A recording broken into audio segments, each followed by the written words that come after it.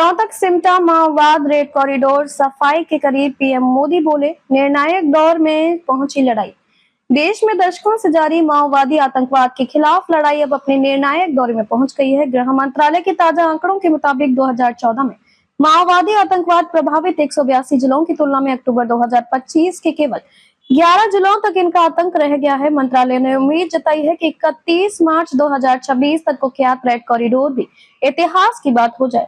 देश में दशकों से जारी माओवादी आतंकवाद के खिलाफ लड़ाई अब अपने निर्णायक दौरे में पहुंच गई है। गृह मंत्रालय के ताजा आंकड़ों के मुताबिक 2014 में माओवादी आतंकवाद प्रभावित 182 जिलों की तुलना में अक्टूबर 2025 में केवल 11 जिलों तक इनका आतंक रह गया है।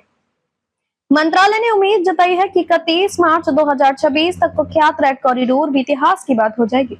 बीते 5 दशकों से नक्सलवाद की मार झेल रहे तमाम जिलों और गांवों में अब पीएम मोदी के नेतृत्व में अभूतपूर्व विकास और प्रगति देखी जा रही है।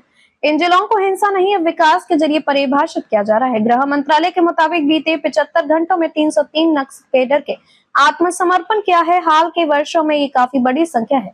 बता दें कि शुक्रवार को पीएम नरेंद्र मोदी ने भी एक कार्यक्रम में कहा था कि वह दिन दूर नहीं जब देश पूरी तरह से नक्सलवाद से मुक्त हो जाएगा। इस बार इन इलाकों में माओवादी आतंकवाद से आजादी मिलने की खुशी में असल मायने में दिवाली का जश्न होगा।